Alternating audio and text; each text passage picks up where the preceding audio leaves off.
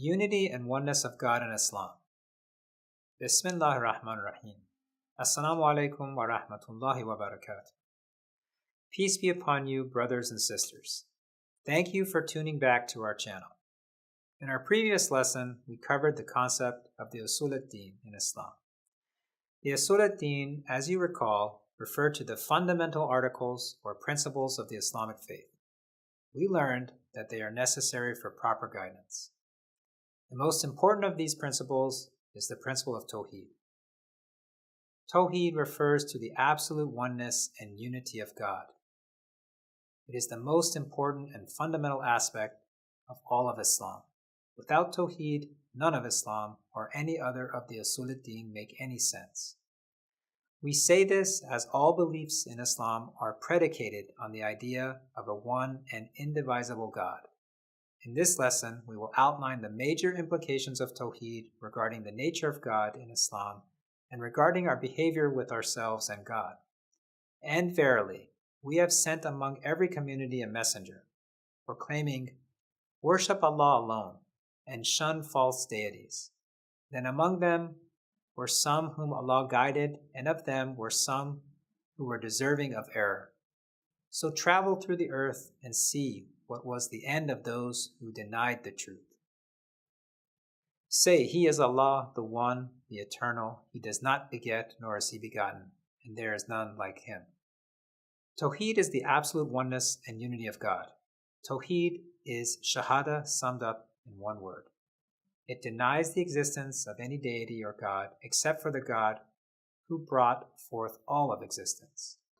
It holds that God is of one essence only and is incompatible with any form of polytheism.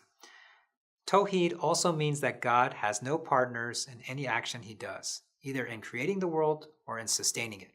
Yes, He does have angels and other beings who perform tasks, but they do so as His servants and not as His partners. He is in no need of them and can manage existence without them. Tawhīd is not just an abstract belief about the nature of God.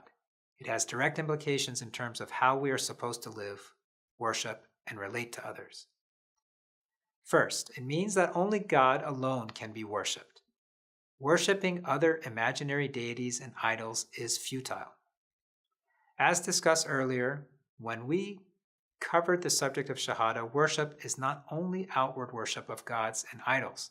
The Arabic word for worship is ibadah, which literally means to enslave oneself to something, as ibadah comes from the root word abd, meaning slave or servant.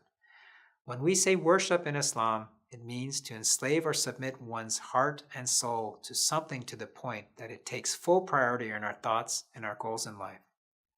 One may, for example, submit and enslave one's heart to a particular person, to one's own ego, or material objects like money. Tawhīd implies that one's heart and mind must submit and serve Allah only and must hold priority over any other thing. With that said, Tawhīd is the antithesis of shirk. Shirk is a term that may refer to polytheism, idol worship, or ascribing partners to God.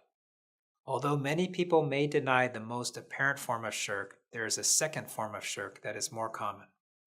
This form of shirk is where a person ascribes particular attributes of Allah to creation. Sometimes people deify their prophets and religious leaders, which is a form of shirk. At other times, they believe that particular human beings, like their bosses, are their sustainers in this world, whereas in reality only Allah is the true sustainer. From an Islamic point of view, God is the only provider and sustainer, and hence His name al-Razzaq, meaning the sustainer. If a human being happens to give you paychecks, know that they do so by the will of Allah subhanahu wa ta'ala. Whatever comes to you via the creation is originally from Allah. No one can reduce or raise your salary without the will of Allah. There is an even subtler form of shirk that many people are guilty of. The Quran says, "And most of them believe not in Allah except that they associate others with Him." The sixth Imam of the Prophet's holy household, Ja'far as-Sadiq, peace be upon him, remarked on this verse, "It is because people often say, if it weren't for such and such person, I would have been ruined." We often attribute actions to God's creation, whether it is nature or other human beings. We think that they are the reason for our success or failure in life. Although our own choices do play a role, everything is ultimately in the hands of God. According to Imam as-Sadiq, Tawhīd implies that Allah is the only one who controls and sustains everything, and to ascribe control to someone else is a form of shirk. This does not mean that we are not responsible for things. To the contrary, we are responsible for our efforts. The final results that come about, however, are in the hands of Allah. Without effort, Allah will not give us results. This then should make us think about the events that happen in our lives. We often get sad that we didn't reach a certain goal that we wanted or lost someone we loved. Tawhīd means that whatever happens in this world is through the will of God. God always has morally sufficient reasons for letting the things that happen in the world happen, even if we don't understand or know them at that moment.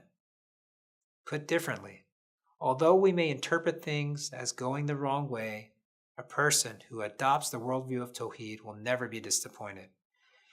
For he knows all is under the control of Allah. Everything therefore moves towards the ultimate good. What we often interpret as Allah being unfair to us is our own short-sightedness.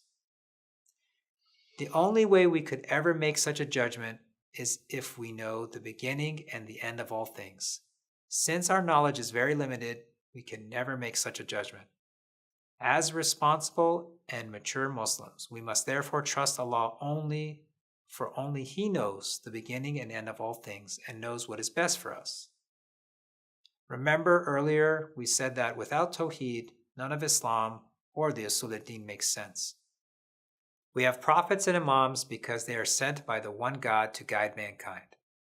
We have objective notions of good, bad, justice, and corruption because we can attribute them to a source outside of human opinions.